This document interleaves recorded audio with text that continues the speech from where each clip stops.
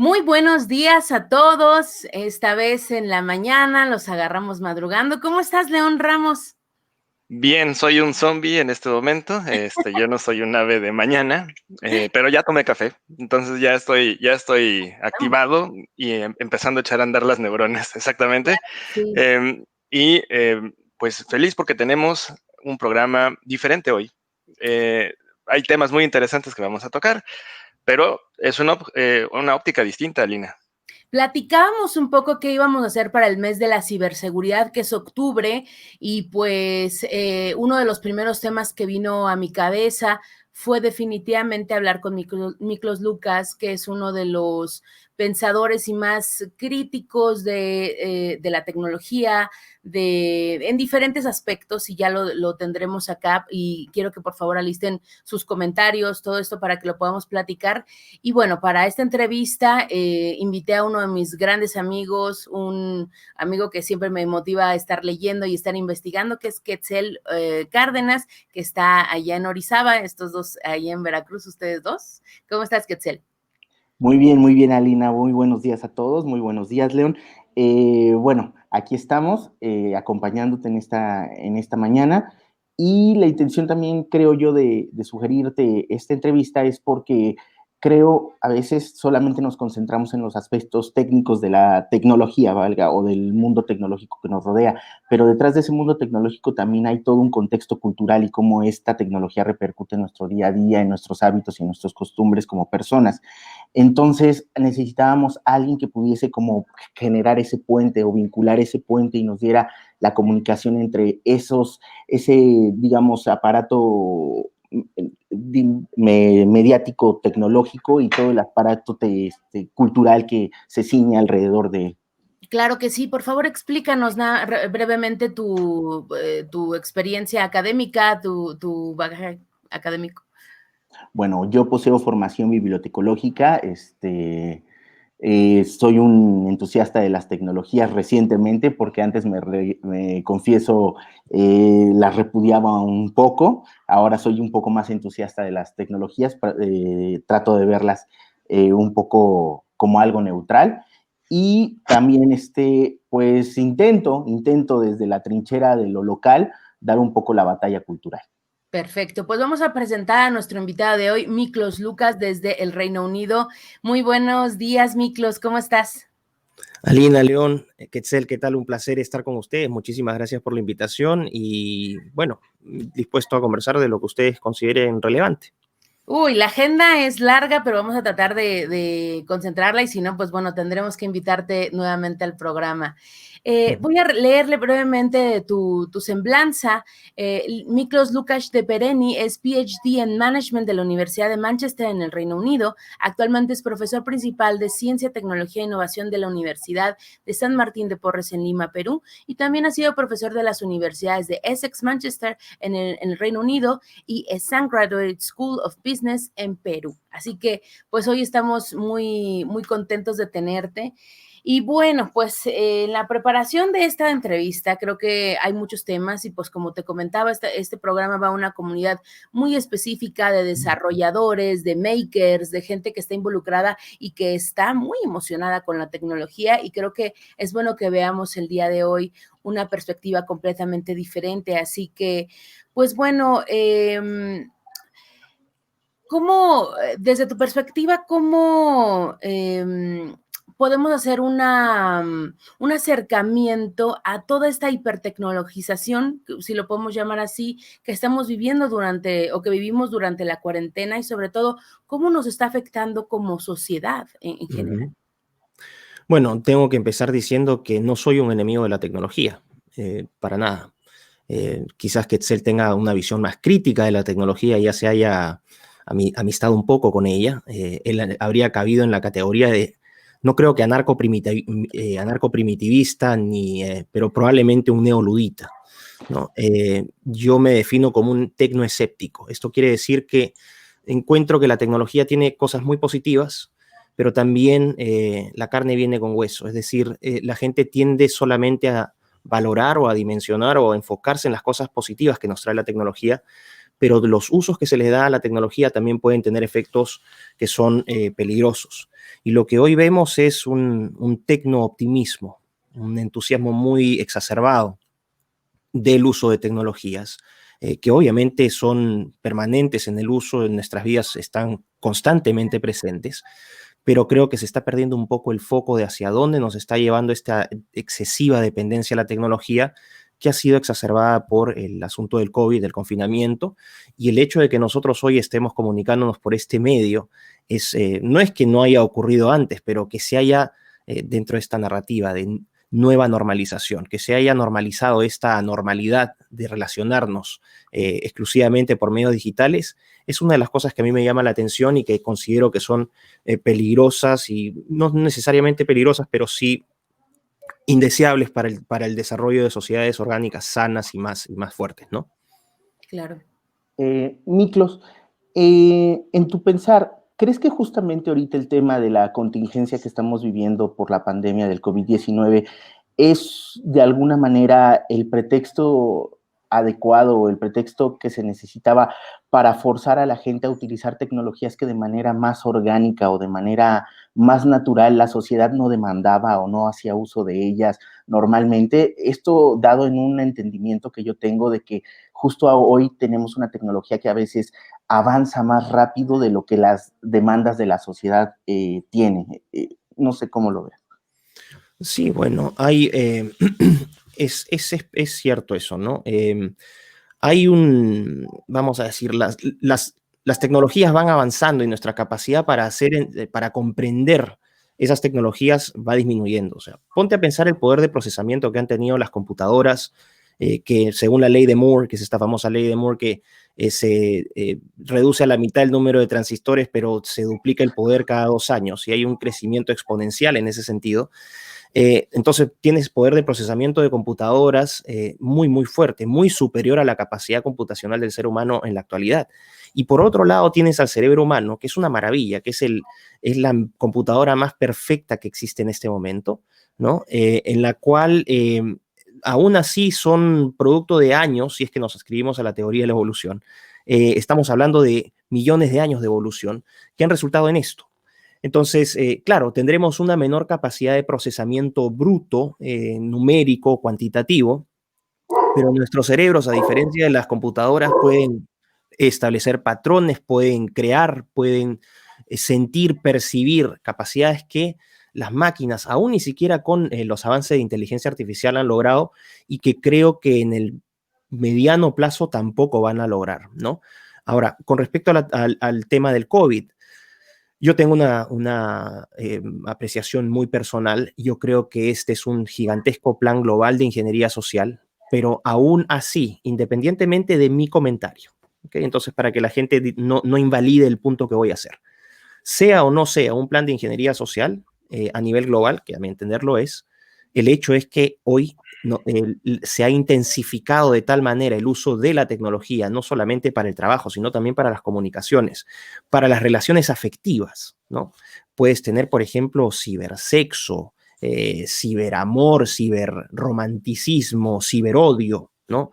El ciberbullying, cosas que antes las realizábamos aún en contacto físico, por lo menos podías interpretar el rostro de esa persona, porque el contacto que tú tienes a través de una cámara es muy diferente al contacto que tú tienes con una persona, una relación que tienes tú con una persona cuando la tienes al frente. Entonces, creo que independientemente de las interpretaciones que demos, nos estamos digitalizando de una manera que creo nos está llevando gradualmente a una deshumanización, a una despersonalización de las relaciones interpersonales, y eso desde un punto de vista individual y societal me parece nocivo, porque finalmente somos seres vivos. Necesitamos no solamente bits y bytes, necesitamos afectos, necesitamos sentimientos, necesitamos soñar, desear.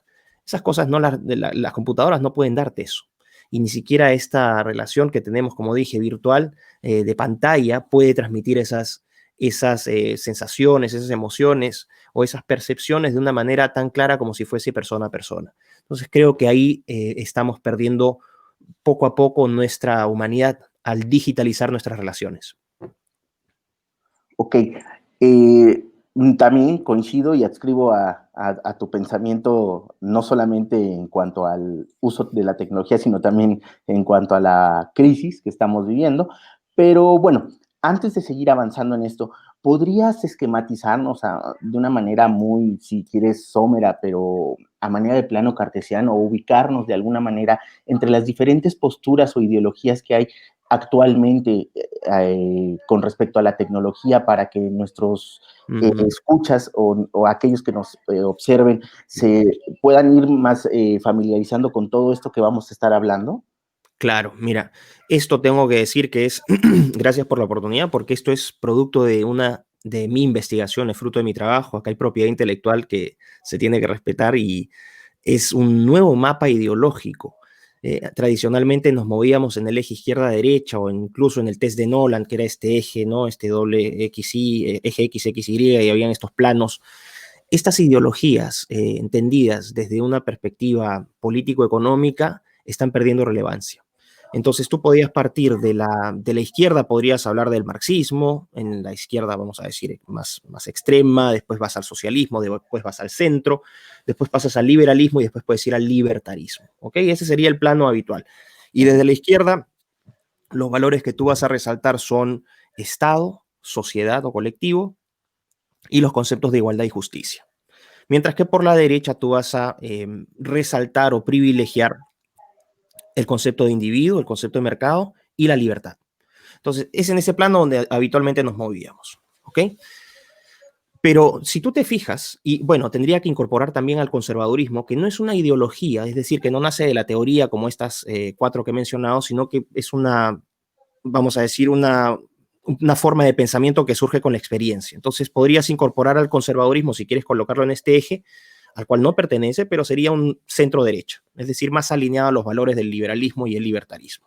Esto solamente como guía y es una reducción, es una generalización, así que tómenlo con pinzas, pero es para guiarnos. Ninguna de estas ideologías políticas contemporáneas cuyas raíces podemos incluso buscar y encontrar en el siglo XVII, ¿no? Incluso si es que nos vamos al conservadurismo, podríamos irnos al siglo XV con John Fortescue, John Locke, juristas ingleses que ya estaban desarrollando pensamiento, actitud conservadora. Ninguna de estas ideologías está capacitada o tiene las herramientas para responder a los grandes desafíos que nos está planteando la ciencia y la tecnología. Si uno revisa un poco la historia, encontramos un símil de la situación actual en términos de disrupción científico-tecnológica desde la Revolución Industrial, que ocurre en el Reino Unido entre, vamos a decir, el último cuarto del siglo XVIII, con la mecanización de la producción, las máquinas de vapor, y los primeros 20, 30 años del siglo XIX. Perdón, cuando estás hablando, por ejemplo, de los ferrocarriles, del desarrollo de la industria textil, es decir, el surgimiento del capitalismo. Esto es muy importante, porque a partir del desarrollo científico y sobre todo tecnológico, la tecnología es tan disruptiva que en ese tiempo genera un nuevo modelo de producción económica, que es el capitalismo, y que unos años después, unos 20 años después, más o menos estás hablando de mediados del siglo XIX, surgen Engels y Marx con el Manifiesto Comunista y Marx después con el Capital, que es una crítica al modelo capitalista que a su vez surge del cambio tecnológico. Entonces, imagínate el proceso, eso te genera una revolución industrial a partir de ese cambio tecnológico y hoy estamos en un proceso similar. Esto no lo hemos visto a pesar de los avances, por ejemplo, en tecnología militar, con la bomba atómica, ¿no? Con los misiles, el desarrollo de las tecnologías de información y comunicación, es decir, la digitalización y la automatización de la producción desde los 70s a la fecha. No has encontrado un punto de disrupción tan fuerte como el que estás viviendo ahora. Y es entonces el primer punto para entender esta ideología, este eje que tú me estás pidiendo, y por eso me disculpo por el preámbulo que doy, pero creo que es importante.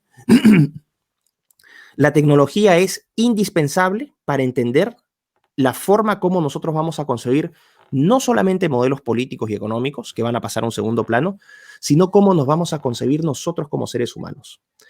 ¿Por qué? Porque yo te hablaba de la revolución industrial y desde 2015-2016, desde el Foro Económico Mundial, surge este concepto de cuarta revolución industrial. Y esto es muy importante porque la cuarta revolución industrial lo que te dice es que estamos en un punto de inflexión donde han surgido nuevas tecnologías que ya no van a cambiar el entorno del hombre, como ha sido a lo largo de la historia de la humanidad, sino que nos van a cambiar a nosotros. Y en esos términos lo plantean los proponentes de la cuarta revolución industrial. Y la definición que dan de este concepto es, y lo pueden ver en la página web del Foro Económico Mundial, por lo menos en su versión en inglés, ellos hablan de la fusión, y quiero que recuerden esta palabra, la fusión de los sistemas biológicos, tecnológicos o físicos y digitales. Es decir, están hablando ya no de modificar el entorno, sino de modificarnos a nosotros mismos. Y aquí tú encuentras un símil entre lo que está planteando la cuarta revolución industrial como objetivo, ¿no? Que es obviamente un paraíso en la Tierra, este símil que haces tú con la ideología del transhumanismo. Y bueno, el transhumanismo, que es una ideología que, aspira a convertir al hombre en Dios, básicamente. Un hombre que viva muchísimos años, es decir, longevidad de vida mucho mayor, incluso aspirando a la inmortalidad. Puedes hablar también de una superinteligencia, que es una aspiración del transhumanismo, decir que podemos fusionarnos con estos chips, con esta RAM y toda esta cuestión para potenciar nuestras capacidades cognitivas e intelectuales. Y también estarías hablando del super bienestar, que no es otra cosa que modificarnos genéticamente para eliminar todos aquellos genes que nos vuelven agresivos, celosos, egoístas, y que nos van a terminar convirtiendo en seres virtuosos. Entonces, si tú te fijas en la postulación del transhumanismo, super longevidad, super inteligencia y super bienestar, es la aspiración de un hombre a Dios.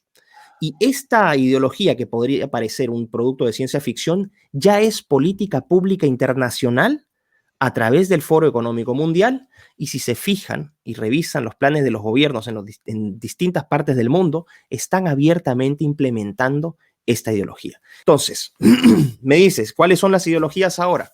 Se va a determinar de acuerdo a lo que yo considero es el punto central de debate público en el siglo XXI. Yo estoy sosteniendo, la economía es importante, sí, la política es importante, sí, pero en el siglo XXI no va a ser lo más importante. El debate va a girar entre quienes están a favor de cambiar la condición y la naturaleza humana, es decir, de cambiar la biología, la morfología, la experiencia del ser humano, versus aquellos que quieren preservarla. Y es aquí donde se establece la gran diferencia. ¿Estás a favor de modificar al ser humano para convertirlo en un cyborg o en un mutante o en un superhéroe? ¿O estás a favor de preservarlo y usar estos avances científicos tecnológicos que son buenos y que deseamos, pero sin modificar esa condición? Entonces, en este nuevo eje vas a partir al medio con aquellos que vamos a llamar los tecnoescépticos. Si te tiras, olvídense acá de izquierda y derecha, es simplemente para efectos explicativos. Entonces, nos vamos a ir para quienes son tecnofóbicos, aquellos que rechazan la tecnología y tienen una desconfianza natural hacia la tecnología. Aquí encontraríamos a los anarcoprimitivistas.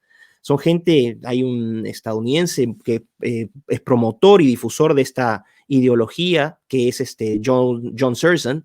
Y Searson dice, hay que destruir la civilización, hay que literalmente traernos abajo los edificios, traernos abajo las torres, las antenas y volver al estado de cazadores-recolectores y vivir como nómades. Ese es el extremo de esta corriente, los anarcoprimitivistas. Vas a encontrar después un poquito más moderados, siguen siendo tecnofóbicos, pero más hacia el tecnoescepticismo, hacia el centro, a los neoluditas o bioluditas, que pueden tolerar convivir con la tecnología, pero que tienen una desconfianza inherente hacia esa tecnología. Por ejemplo, los Amish en los Estados Unidos, ¿no? O los Quakers, esta gente que vive todavía en carrozas y que en estas comunidades cerradas donde no tienen televisor, pero igual funcionan con electricidad, pueden incluso tolerar radios. Ok, esos serían los neoluditas. Después vas a pasar en ese espacio de tecnoescepticismo extremo del neoludismo hacia el centro, vas a encontrar esa gran brecha que se llama los bioconservadores, que es en ese lugar donde yo me ubico. No es que yo haya creado estas categorías, porque ya los transhumanistas han trabajado esto, pero soy el primero en esquematizarla de una manera más clara, ¿no? Entonces, los bioconservadores lo que te dicen es, el primer punto de nosotros es respeto a la vida, en contra, por ejemplo, del aborto, porque, como podría explicar más adelante, si es que así lo desean, cuando tú apruebas el aborto, lo que estás haciendo es transformas inmediatamente al ser humano de sujeto de derecho a objeto de experimentación. Y ese es un punto crítico, porque a partir de romper ese dique, tú puedes hacer con el ser humano lo que se te dé la gana.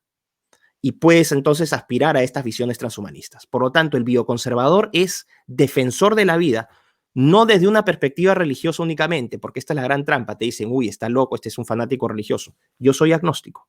Yo no creo en Dios, pero tampoco niego tampoco puedo negar su existencia, pero soy escéptico en ese sentido.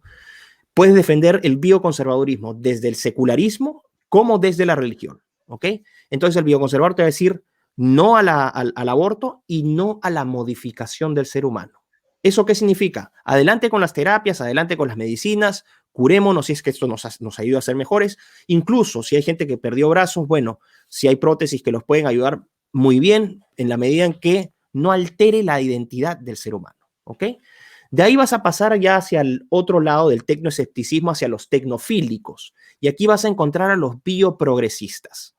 Y los bioprogresistas te van a decir, el aborto a nosotros en realidad sí lo aprobamos. Ese es el punto de división fundacional con el bioconservador, que vas a ser bioprogresista en la medida que tú tengas una desconfianza para decir no manipules y no cambies al ser humano, pero estamos a favor del aborto. El bioprogresista tiene una confusión ahí porque no entiende que al momento de aprobar el aborto abre la puerta para que se hagan cualquier otro tipo de cosas. Y más, vamos a decir, hacia la parte ya tecnofílica más pura, vas a tener a los transhumanistas. Y los transhumanistas, sus antepasados son quienes hoy llamamos progresistas. Los progresistas son proto-transhumanistas. Entonces, en los transhumanistas tú vas a tener también diferentes corrientes. Vas a tener aquellas corrientes moderadas que van a decir, sí, modifiquémonos, si queremos, si queremos ponernos brazos biónicos, nos ponemos brazos biónicos, si queremos amputarnos las piernas y ponernos ruedas porque queremos ser súper rápidos, lo podemos hacer. Aquí vas a tener las tendencias tecnopositivistas, es decir, sí a favor, pero dentro de lo que concebimos como todavía terrestre o terrenal, lo que puede relacionarse con el ser humano, y los tecnoutópicos. Y en los tecnoutópicos, que ya es el caso más extremo, vas a tener a los singularitarios y a los posthumanistas. En los singularitarios, el principal exponente es Ray Kurzweil, que es el jefe de producto de Google, ¿no? Él es un transhumanista singularitario que propone la idea de que en algún momento las computadoras van a llegar a tal poder, van a adquirir incluso inteligencia artificial general, y va a llegar a un punto donde los avances científicos y tecnológicos para el ser humano van a ser incomprensibles. Y en ese momento las máquinas toman el poder. Es decir, nos volvemos mascotas de las máquinas. Ok, esos son los singularitarios. Y los posthumanistas, ahí estarías hablando de Nick Bostrom, que sostienen que el punto es incluso deshacernos de nuestros cuerpos biológicos o artificiales, si es que son biónicos. Ellos no quieren ni siquiera cuerpos. Ellos hablan de inteligencias, ¿no? De una especie de espíritus de información que flotan en el espacio y que se conjugan en un gran cerebro universal. Bueno, obviamente estas son visiones de ciencia ficción. Gracioso aquí es que esta gente hable en nombre de la ciencia, pero que tenga estos postulados que de científicos aún no tienen absolutamente nada. Así que más o menos esa es la visión. Tecnofílicos, tecnofóbicos, tecnoescépticos al medio, anarcoprimitivistas, bioluditas, bioconservadores, bioprogresistas y transhumanistas. Y dentro de las transhumanistas vas a tener a los utópicos, que son los más extremos, los singularitarios y los posthumanistas, y entre los tecnopositivistas, que también son transhumanistas, vas a encontrar a los tecnoprogresistas, tecnolibertarios y tecnoliberales. Espero que haya quedado claro. No, pues es una pregunta bastante compleja. Pues León, no sé si quieras tocar algún punto tú también. Sí, claro que sí. Es muy interesante lo que nos está platicando nuestro invitado Miklos. Y yo quisiera llevar un poquito la plática también para la gente técnica que nos escucha y que nos ve hacia la parte de la inteligencia artificial. que es algo que acabas de mencionar hace unos momentos y que pues ya desde los 80s habíamos tenido estas cosas o estas como pequeñas llamadas de atención, pero que pues pasaban como una cosa, como lo dices, como ciencia ficción que se veía muy lejos, ¿no? Desde este postulado de Skynet con Terminator, que pues es algo muy cotidiano que mucha gente vio, asimiló y dijo, oye, pues sí, las máquinas pueden rebelarse algún día, ¿no? Pero era una idea que quedaba por ahí volando. Y de ahí, pues, en estos últimos años, el acelerador se metió muy rápido y ahorita estamos hablando de injerencia de los algoritmos de Facebook en las elecciones de la democracia americana, ahora sí que cuando votaron a Trump. Y ahorita nuestros amigos han estado hablando mucho acerca de documentales en Netflix como Social Dilemma, en donde hablan cómo la inteligencia artificial decide qué es lo que tú vas a consumir y qué medios son los que o qué información es la que tú vas a digerir. De alguna manera te están moldeando, siguiendo un interés que es más económico hacia la firma que genera esto. Entonces, ahora sí ya nos suena como más interesante porque ya no se ve tan lejos. Ahora sí ya tenemos la inteligencia artificial tocando la puerta, ahora sí que aquí a la esquina. Y creo que la pregunta va más dirigida hacia tú en este sentido, ¿qué lectura tienes sobre las amenazas que la inteligencia artificial puede tener si no se controla de alguna forma? Bueno, creo que son amenazas reales y ya son amenazas tangibles. Hoy China es un estado eh, totalmente controlado, es un estado de vigilancia y de control total de su ciudadanía exclusivamente a través de algoritmos. Y tú mencionabas el Skynet. Justamente en Occidente se denomina este proyecto de control a este estado de vigilancia chino, se le denomina proyecto Skynet, en honor a la película. China ahora es un país, bueno, estás hablando de 1.400 millones de habitantes, es la gran potencia de inteligencia artificial junto con los Estados Unidos. Creo que estos dos países lideran largamente el desarrollo en estas tecnologías. En el caso de China, tú puedes hablar incluso de un liderazgo claro en áreas como, por ejemplo, los drones. Dominan a los Estados Unidos. En reconocimiento facial, muy por delante. Y en procesamiento de lenguaje natural, ¿no? Natural Processing Language, que también es un tipo de inteligencia artificial. Los chinos son líderes mundiales en esto. Por el lado de los Estados Unidos vas a tener robótica. Estados Unidos lidera eso. Estarías hablando de automóviles autónomos que se pueden manejar por sí mismos. Y también estarías hablando de tecnología financiera o de inteligencia artificial financiera o lo que se llama fintech, ¿no? Que es el uso, por ejemplo, de algoritmos o traders algorítmicos. Ya no tienes estos compradores de bolsas, de acciones, personas, sino que poco a poco están siendo reemplazados por máquinas. En el caso de China, esto ya es real. China es un país que tiene instaladas a la fecha, creo que ya deben estar por las 300 millones de cámaras. Piensan tener más de 660 millones de cámaras instaladas en todo el país a mediados del próximo año. Y esto está atado a un sistema que ellos conocen como el sistema de crédito social y económico. ¿Esto qué quiere decir? Y obviamente el aparato de vigilancia que es el celular, ¿no? El celular es el grillete electrónico del siglo XXI, pero es un grillete electrónico muy particular porque no te encadena físicamente, pero es un encadenamiento mucho más perverso que es el encadenamiento mental.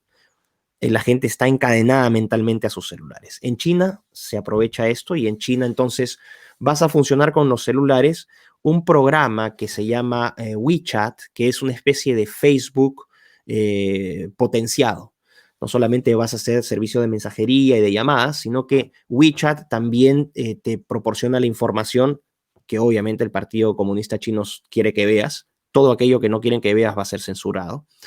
Ellos también utilizan WeChat como una herramienta, como una billetera electrónica, como un documento de identidad. Entonces, en China, por lo menos en las grandes ciudades chinas de la costa, el 80% de las transacciones económicas ya se están realizando con moneda electrónica. Ya la gente ya no usa billetes, ¿ok?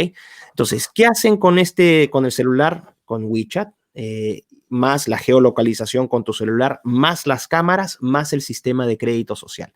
Esto empezó oficialmente, este sistema, oficialmente este año, aunque ya venía siendo probado en términos piloto, y curiosamente surge con la inauguración de la red 5G en China el 1 de noviembre del año pasado. la gente tiene que saber que China es líder mundial en infraestructura de 5G. Huawei, que es la gran empresa que proporciona aproximadamente un 80% del hardware de inteligencia artificial. Las famosas células, no son las antenas, sino las células, las grandes y las pequeñas para permitir la transmisión de las señales.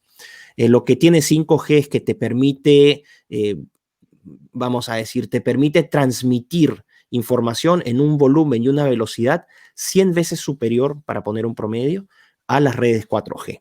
¿Y por qué es importante esto? Porque han aparecido una serie de teorías conspiranoicas que dicen no, que las redes 5G esparcen el virus, o que las redes 5G generan cáncer. Sobre el tema del virus, eso es absolutamente falso. Es una idiotez pensar que las 5G impulsan el virus. Pero, y sobre el tema de las frecuencias que producen cáncer, tengo información mixta, pero no podría concluir que ese es el caso. Lo que sí es irrefutable es que las redes 5G son indispensables para instalar e implementar un sistema de monitoreo y control total de la población. Porque si tú estás recogiendo información a partir de los celulares, 1.280 millones de chinos usan WeChat. Si tú estás recogiendo la información en tiempo real de 1.280 millones de personas que compran, que hablan, con quién hablan, en dónde se reúnen, qué hacen, qué manejan, si tú estás recogiendo toda esa información en tiempo real, necesitas una infraestructura tecnológica que te permita mantener ese flujo de información. Para eso sirve la 5G. Entonces, en China, si es que eres un ciudadano, ¿no? Van a saber el Partido Comunista Chino a través de esta aplicación, más las cámaras, vas a saber exactamente qué es lo que estás haciendo. Entonces, si te cruzaste una luz roja, en una de estas tantas cámaras que están instaladas, te van a hacer zoom, te van a identificar por reconocimiento facial, van a saber quién eres, tu nombre, tu edad, van a saber todo de ti porque estás en una base de datos. Pueden saber, incluso pueden determinar tu estado de ánimo en ese momento. Pueden determinar tus preferencias sexuales de acuerdo a la forma en la cual caminas, cuestiones que son imperceptibles para el ojo humano, pero que sí lo puedes hacer a través de estos algoritmos. Y si te cruzaste la luz roja, entonces tu cara va a aparecer en una pantalla gigante que va a ser vista por todo el mundo y van a decir, este es un mal ciudadano, este es una vergüenza, ¿no? Entonces, automáticamente tus 800 puntos iniciales vas a perder, por ejemplo, 4 puntos. Entonces ya no tienes 800, tienes 796. Te peleaste con el vecino o dejaste la música muy alta en la madrugada o en la noche, ni siquiera te enojes, ya tu vecino llamando un reclamo, saben que eres tú, al día siguiente vas a tener 20 puntos menos. Y así sucesivamente. No pagaste una deuda, bueno, eso ya son 80 puntos. Estoy dando puntajes simplemente arbitrarios. Es como, por ejemplo, hablaste mal de Xi Jinping, el presidente chino. Eso te podría llevar a la cárcel, pero ciertamente te va a llevar a perder centenares de puntos porque te van a considerar una amenaza. Y si llegas a pasar, o sea, si bajas de los 200 puntos, automáticamente pasas a lo que ellos llaman la lista negra. Y en estos momentos en China hay entre 23 y 25 millones de personas que están incluidas en esa lista negra. ¿Y qué significa estar en la lista negra? Bueno, como todo se hace a través del celular, en las zonas donde tú puedas transitar van a estar restringidas, porque cuando pases tu celular o tu cara sea pasada por estos detectores, no te van a abrir, no te van a dar paso para entrar a ciertas zonas. ¿Vas a entrar a una tienda? Ok. ¿Quieres comprar un chocolate? No puedes. Tencent, la empresa que fabrica WeChat o que elaboró WeChat, va a desactivar remotamente las funciones. Entonces te van a limitar el crédito que tienes. No te vas a poder comprar un chocolate, no, de ninguna manera. Tu cupo va a ser lo que puedes comprar con lo que tienes, son 2 kilos de huevos, 1 kilo de arroz y quizás 1 kilito de pollo. Eso es lo que vas a tener tú por ser un mal ciudadano. ¿Quieres irte en tren? No, discúlpame, tú no puedes comprar tickets de tren porque eres un mal ciudadano. Entonces, cuando pases el celular para pagar, no te van a dar. ¿Qué te van a hacer? Entonces vas a tener que moverte a pie o en bicicleta. Y así vas a estar entre 2 y 5 años, siempre y cuando te comportes bien a ojos del Partido Comunista Chino. O sea, si es que eres un ciudadano ideal del Partido Comunista Chino. Y ni se te ocurra, y aquí entro a la parte del tecnoescepticismo con vamos a decir, esta visión no tan positiva de la tecnología, que si tú, por ejemplo, no eres un ciudadano modelo para ellos, o si decides, por ejemplo, investigar la corrupción, que la hay, inmediatamente dependes virtualmente de ese celular. Ese celular es tu nexo con el mundo. Si te inhabilitan ese celular, dejaste de ser un ciudadano. Entonces, dígame, aquí las cosas ya no son tan felices como uno pensaría, ¿no? Ese es el problema de la tecnología. Cuando cae en malas manos, tienes estos problemas que pueden estar, que hoy viven entre 23 y 25 millones de ciudadanos chinos. La gente va a decir, pero qué maravilla, oye, pero cómo no va a ser excelente que podamos apresar a los ladrones o identificar a los malos ciudadanos. Y te fijas que van a tomar siempre el discurso positivo y la gente va a decir, bueno, sí, qué maravilloso. Pero ¿qué pasa si dijiste algo en contra del presidente y ya no tienes, y tienes toda la razón para hacerlo? ¿O qué pasa cuando se descubre un tremendo escándalo de corrupción donde le han robado dinero a todos los contribuyentes? Y ahí ya no ves el aspecto positivo, porque quienes tengan ese poder literalmente te eliminan virtualmente o sea, te desaparecen como ciudadano. Y esos son riesgos que no estoy especulando, porque a mí no me gusta especular. Yo siempre trato de hablar en función a hechos fácticos, para que la gente no critique. Así que vean China, métanse a YouTube, busquen en YouTube sistemas de vigilancia artificial en China, control total Estado chino, y van a darse cuenta de la realidad de los chinos.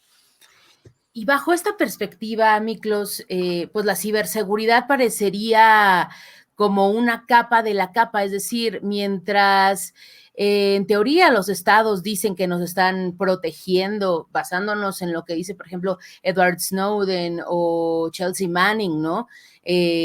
También obviamente aquí las empresas de ciberseguridad con las que hemos tenido aquí en el programa, pues obviamente agregan una capa, todo esto con el objetivo de proteger la data, de proteger a la gente, y entonces, pues bueno, ¿de quién nos debemos proteger? ¿Del Estado, de las mismas corporaciones? Porque obviamente nuestra data, y pues la semana pasada estábamos celebrando algunas personas el lanzamiento del nuevo iWatch que te mide la oxigenación y la presión arterial, o sea, es como si libremente, y bueno, citando también al fundador de New, que se me acaba el nombre, Richard Stallman, que dice que los Apple fans son unos idiotas porque están dando como su data de a gratis, ¿no? Lo son, y no solamente ellos. Parecería que por un lado estamos muy felizmente otorgando nuestra data de salud también, y bueno, acá mencionar pues los hackeos que ha sufrido el Ministerio de Salud en Estados Unidos y también toda esta información alrededor del COVID y como tú decías, ¿no? El tratar de señalar quiénes fueron infectados, qué áreas, eso también forma parte de una discriminación en ese sentido. Pero, claro, ¿de quién entonces tenemos que protegernos? O sea, ¿alrededor de quién deberíamos hacer una estrategia? Porque parecería que solamente es como, ay, el hacker malo, el que te va a venir a atacar. Pero entonces, o sea, ¿hacia quién tenemos que poner nuestras paredes o nuestras protecciones en ese sentido para la gente que está trabajando en este sector? Bueno, lo primero que hay que tener claro es que la inteligencia artificial vive de la data. La data hace a los sistemas de inteligencia artificial inteligentes, los perfecciona, porque los algoritmos, a través del procesamiento de miles y miles y millones de data, ¿no?, de puntos de información, van a mejorar sus capacidades de predicción, de análisis y de toma de decisiones.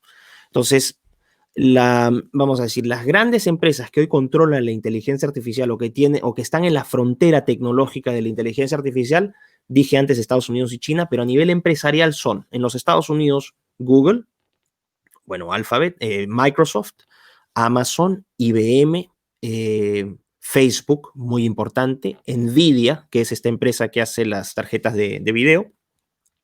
Estas son empresas que tienen un enorme poder, IBM también, que están liderando la carrera de inteligencia artificial en Occidente. Hay empresas más pequeñas, DeepMind, por ejemplo, en el Reino Unido, que ya ha sido comprada por Google.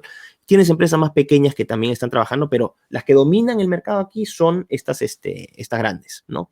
Y en el lado de China tienes a Baidu, Alibaba y Tencent, ¿no?, que son el acrónimo BAT, B-A-T de Baidu, Alibaba, Tencent, BAT, que son las grandes empresas tecnológicas chinas, son los equivalentes a estas empresas estadounidenses, pero también vas a encontrar estas empresas que se llaman unicornios, que son startups que ya han superado $1,000 millones de cotización en bolsa, y China tiene más de 100, 200 de estas empresas. Entonces, China también es una gran potencia y sus empresas en inteligencia artificial. Entonces, tienes que ver quién tiene control de esas tecnologías.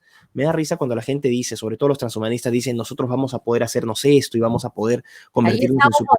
Deus, ¿no? Este libro tan... Claro, Homo Deus, de Yuval Noah Harari, que, ojo, que a Yuval Noah Harari lo presentan como un hombre, un visionario. Yo no tengo la menor duda que, para mí, Yuval Noah Harari es un promotor del transhumanismo. Yuval Noah Harari no es ningún jefe, ningún visionario. No, yo creo que para escribir ese libro también lo ayudaron, porque Yuval Noah Harari es historiador. De la noche a la mañana, escribir ese tipo... Fíjense nomás, él saca Sapiens, no, él saca Homo Deus en septiembre del 2016. ¿Por qué es importante la fecha? Saca Homo Deus en septiembre de 2016 con una enorme campaña publicitaria, nunca antes vista. O sea, tú veías el libro de Yuval Noah Harari por todas partes. En abril de ese año recién... Analítica. Claro, eso es el tema de Facebook. Eso es el tema de Facebook. Ah, ok. No, pensé que iba ligado. No, pero aquí lo podemos tomar. Pero lo que quiero decir es lo siguiente.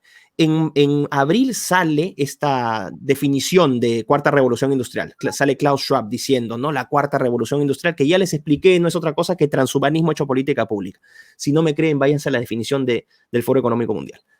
Y mira qué curioso. De abril a septiembre, ¿cuántos meses hay? ¿5? Ya, explícame cómo tú en 5 meses... O pongamos en diciembre, cuando Klaus Schwab del Foro Económico Mundial saca esta definición en Foreign Affairs. 9 meses para escribir un libro de esa complejidad con ese nivel de detalles. Lo siento, a ese pata le han dado, hayan habido insiders. Y a Yuval Noah Harari, a mí la desconfianza que me da es que siempre aparece, si tanto no le gusta, si tanto le disgusta el transhumanismo o lo encuentra peligroso, ¿por qué acepta invitaciones de Zuckerberg y por qué acepta invitaciones de Google, que son las empresas que él sabe que están impulsando esta agenda? Porque es uno del sistema. ¿Y por qué le dieron tanta promoción? Porque él es un puntal de lanza para promover esta ideología que es el transhumanismo. Así que ojo con Yuval Noah Harari. Bueno, ya me perdí porque me disparé. Perdón. Sí, no, yo también pero bueno, solo como retomando Claro, ¿cuál era la pregunta que tú me habías hecho? Era... ¿De quién nos tenemos que proteger? Ah, perfecto. ¿De quién nos tenemos que...? No, ya volví, me reincorporé.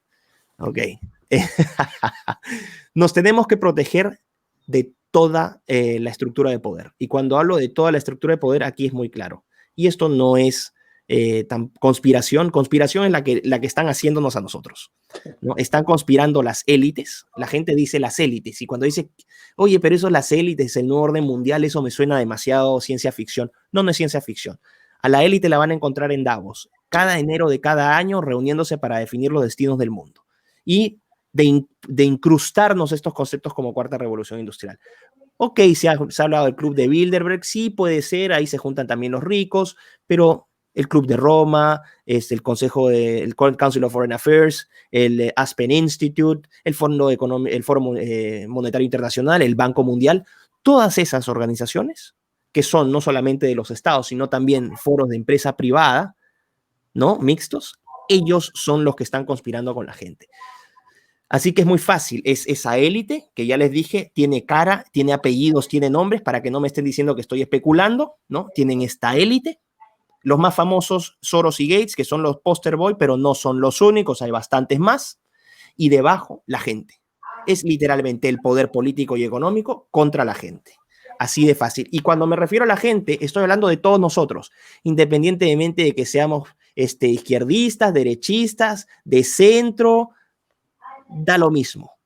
A todos nos están aplastando por igual y nos están quitando las libertades por igual. Por eso yo digo, siempre estas disputas ideológicas entre izquierdistas y derechistas, en estos momentos donde nos están robando la libertad a todos, me parecen irresponsables e innecesarias.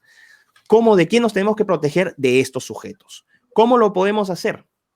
Todavía hay gobiernos y hay estados que tienen, por lo menos en base a sus acciones, que todavía tienen interés en defender los intereses de la gente y no los intereses de los grandes poderes corporativos.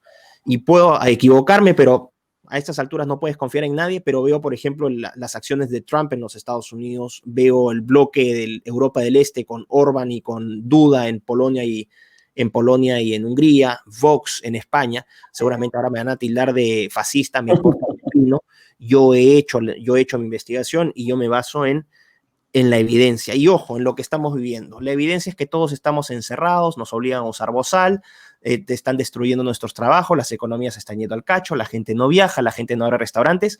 No estoy especulando nada. La realidad la están viviendo. Así que no me digan que yo estoy especulando porque eso es lo que estamos viviendo. ¿Y quiénes nos están restringiendo? Los gobiernos, en conjunto con las empresas. Y no sé si ha pasado en México, pero ya están instalando cámaras, por lo menos en Perú, cámaras que supuestamente son termográficas, donde ya te están pidiendo, instalando aplicaciones para que tú combatas el coronavirus, donde te están mandando drones para investigar supuestamente que no haya contactos, todo en nombre del coronavirus. Mentira. Cuando accedan a tu información y cuando tengan acceso a tu celular van a ver como Tencent y esa aplicación que les dije, WeChat, igualito en Occidente. Entonces, si queremos tener el destino que tienen los ciudadanos chinos, donde básicamente tienes que vivir callado, ¿no? Una aparente libertad, claro, vas a poder tener tu casa, pero qué feo debe ser sentirse y saberse ganado, donde no puedas cuestionar al poder de turno, donde no haya una libertad, donde no haya democracia. Eso a mí me parece terrible. Entonces, ¿cómo nos protegemos? Apoyando aquellos movimientos políticos. Me da lo mismo si son de izquierda o derecha, me da exactamente lo mismo, que combatan estas élites abiertamente, que reafirmen soberanía y que legislen. No a nivel nacional solamente, sino que tiene que ser un esfuerzo internacional, porque los países se van a ver en desventaja frente a estos gigantes tecnológicos. Solamente para que te des una idea. Las 5 primeras grandes empresas tecnológicas de los Estados Unidos tienen una capitalización de mercado, es decir, un valor de bolsa que es equivalente a los primeros 10 países de América Latina. Uh-huh. Y fíjate que, bueno, yo como sé que se nos está acabando el tiempo, así que vamos a tratar de hacer las últimas preguntas, pero Quetzal, si quieres vamos contigo y León, englobemos las últimas 2 para que no se nos vaya, tenemos los últimos 10 minutos. Bueno, yo ahorita justamente rescatando de lo que hablabas, Miklos, de posiblemente legislar como método de defensa para este tipo de maniobras por parte de esta élite capitalista, ¿Cómo podríamos hacer una legislación que nos amparara o nos diera cierta certeza jurídica a nosotros los ciudadanos? ¿Qué tendría que tener? ¿Qué sería lo más elemental que tendría que tener para nosotros poseer una certidumbre jurídica ante este tipo de fenómenos? Y León, de una vez si quieres para que, bueno, ¿te parece bien? No, yo puedo contestar ahorita y voy a contestar para darle tiempo a León para que haya justicia para todos. Ok, ¿Ah? eso me gusta. No, Quetzal, en ese caso la ley de privacidad digital es fundamental. Que no te estén instalando cookies en cada sitio que visitas, por ejemplo, que no te estén traqueando o que no te estén haciendo seguimiento de las páginas web que visitas, que no tengan acceso a tus fotos, que no tengan acceso a tus llamadas. Uy, pero eso va a fregar los sistemas de inteligencia artificial. Me importa un pepino, hemos vivido perfectamente bien sin sistemas de inteligencia artificial que controlen a la gente. ¿Para qué necesitas mi data? ¿No? ¿Acaso quieres convertir a las sociedades en panales? Porque al final lo que estás haciendo es levantar información que puede determinar patrones que en una perspectiva macro podrían darte más o menos una idea de cómo funcionan las sociedades, es decir, un acceso a una manipulación total. Esa es la primera parte, ley de privacidad digital para respetar nuestros derechos. ¿Cómo las haces el enforcement? No había sido, o que de alguna manera era asaltada por las grandes empresas, ¿no? Que todavía le faltaba mucho a GDPR. GDPR en la Unión Europea. Claro, no, GDPR dentro de todas sus limitaciones funciona. Yo, por ejemplo, que estoy acá en Inglaterra, el GDPR me sirve a mí. Cuando tú te metes a cualquier página web tipo Amazon o estos, te da acceso a los cookies antes de que tú aceptes usar los servicios. ¿Acepta usted que usemos su información? No acepto información para nada. Simplemente llévenme al website. Entonces, sí hay una protección de data acá. Ahora, es una protección parcial. ¿Por qué? Porque las empresas igual, los gigantes tecnológicos tienen un enorme poder de lobby, entonces pueden hacer interpretaciones medio antojadizas de la ley y van a encontrar siempre vacíos para saltear o para bypassearse esta legislación. Entonces, en ese caso, lo que corresponde es multas. Pero aquí nuevamente digo, si es que los países operan solos, no van a funcionar. No va a funcionar porque Google tiene más poder que México y Brasil juntos. Ok, ¿qué haces? Entonces tienes que tener a Brasil, a México, a Perú, a Chile, España, Francia y todo el mundo alineado, por lo menos todo el mundo occidental alineado, que al momento en que se violen estas leyes, que les des donde más les duele, plata. Reviéntalos con una multa de 25.000 millones de dólares. ¿Y qué haces con la plata? La repartes proporcionalmente entre los países afectados, obra pública. Perfecto. Lo que estás viendo ahorita es la concentración del poder económico y del poder político en manos de privados.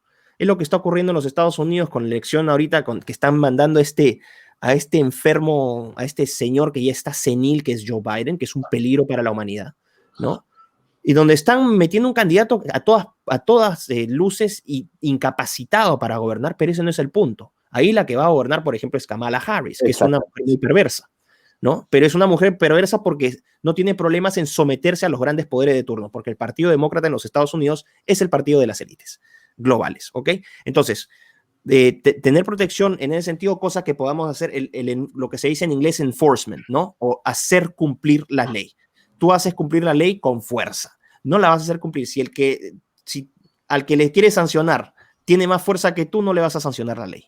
Pero si haces unión, sí lo puedes afectar. Entonces esa sería una forma. Y la otra, quizás menos efectiva, es la ley de antitrust, o sea, ley de monopolios, lo que hicieron con Microsoft, que no va a ser esa sola por sí no funciona, que es fraccionar a las empresas, a estos gigantes, Amazon fraccionarla en varias, Facebook fraccionarla en varias, para que no generen esta posición oligopólica que tienen actualmente. Okay. ¿León? Sí. No, pues está muy interesante la plática. Yo lo que quisiera preguntarte, Miklos, es, hay algunos ejemplos a nivel, que resaltan a nivel mundial, que también están poniendo, pues ahora sí que el foco en los peligros de la inteligencia artificial. Y uno de ellos es Elon Musk, que suena extraño porque también usa la inteligencia artificial para poder hacer que sus coches en algún momento lleguen a ser autónomos, ¿no?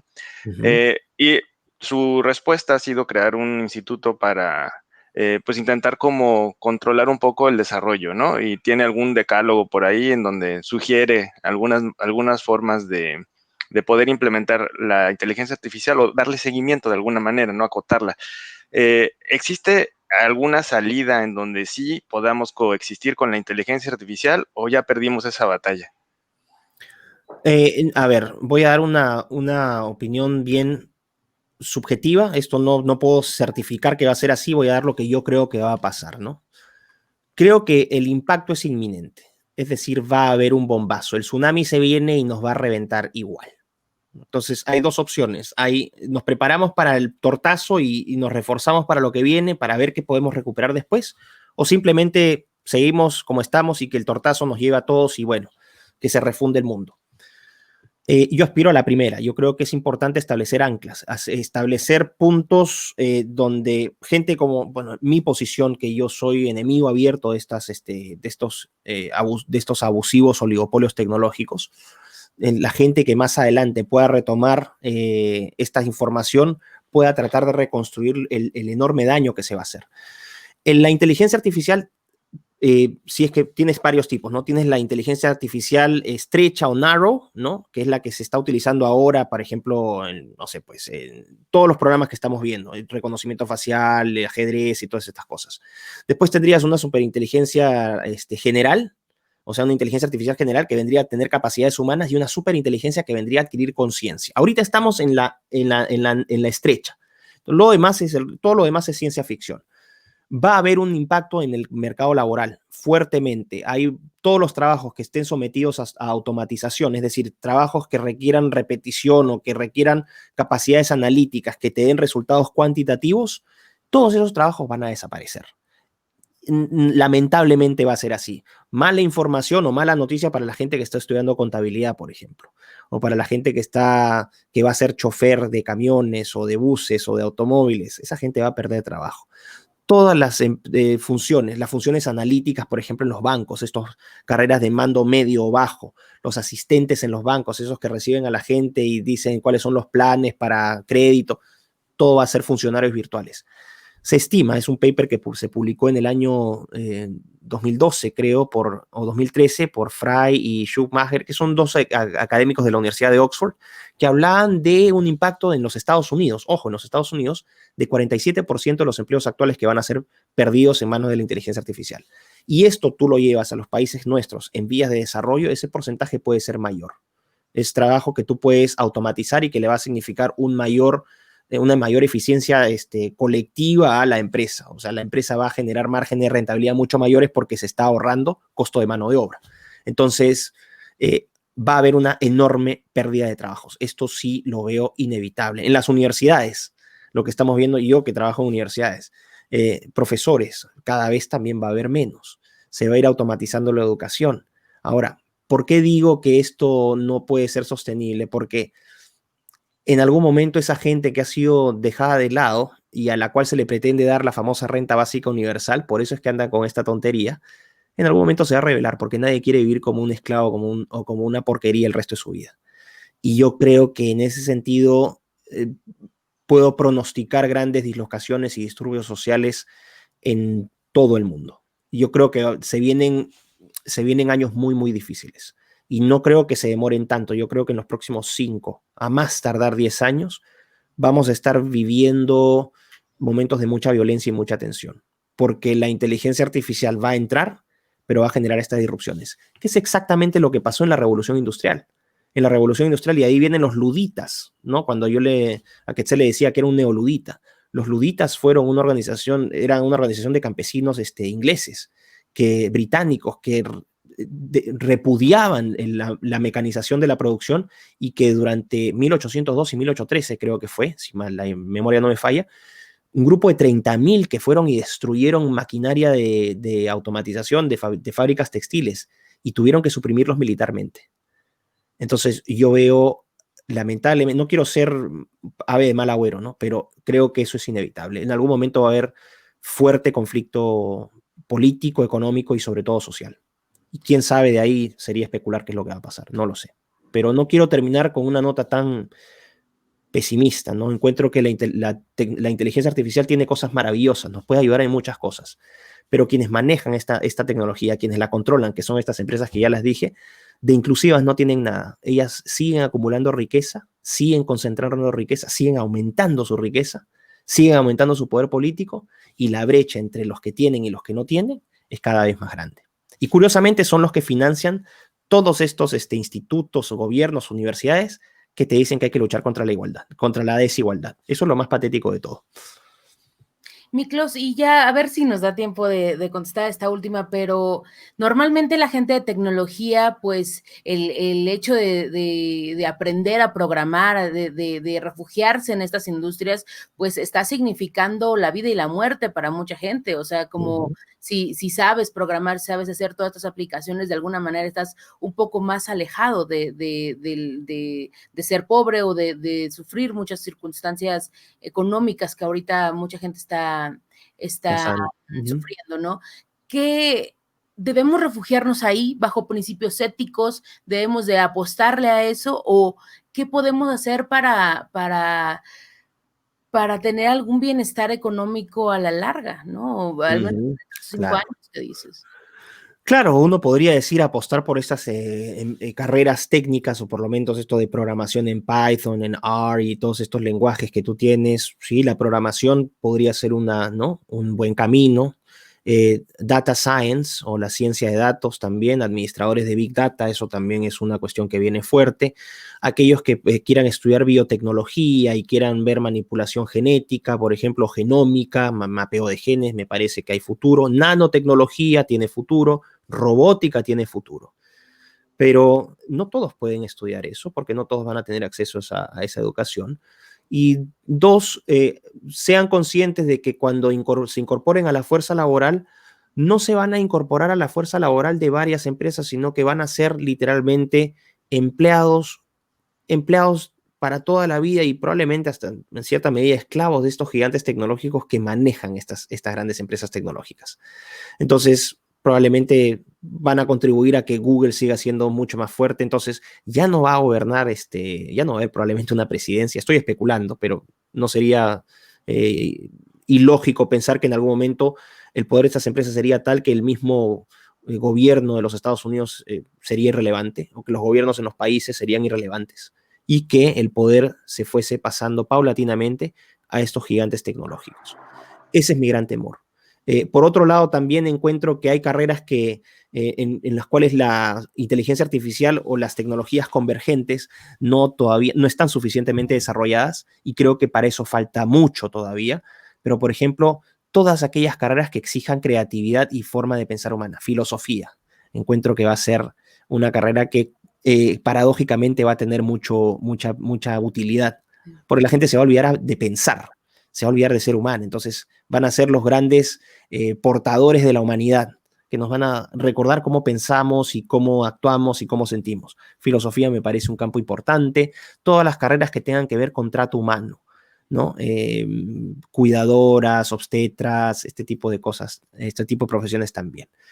Pero las otras veo difícil. Incluso ya, por ejemplo, en China, en los Estados Unidos, para cuestiones legales, para casos locales, ya se usan algoritmos, ya no participan ni siquiera juzgados de familia, ya son, literalmente se le incrusta a la máquina, se le mete la información y la máquina delibera y resuelve el caso. O sea, eso ya lo estamos viendo hoy. Arquitectos, ingenieros, también médicos que van a ver complementada su profesión con inteligencia artificial, pero veo tiempos complicados, se nos vienen tiempos bien difíciles. Ay, pues sí, yo ya veo este tiempo muy complicado, nos estamos pasando de tu tiempo, Miklos, y pues muchísimas gracias por esto. Tenemos ahí algunas preguntas, pero me comprometo a mandártelas por correo para que puedas contestarlas, y pues la invitación de que puedas regresar, de que toquemos varios puntos que se quedaban ahí en la agenda que hoy no pudimos tocar, pero pues creo que fue bastante interesante y aprendimos mucho y queremos seguir aprendiendo de este tema. Bueno, muchísimas gracias a Lina, a León y a Quetzal por su invitación. Lo he pasado muy bien. Espero que haya sido de utilidad. Más que respuestas, lo importante es, me daré por satisfecho si es que he generado más preguntas en la gente, porque eso va a estimular a las personas a investigar. Y que como moraleja o como consejo, siempre vean a la tecnología como una espada de doble filo.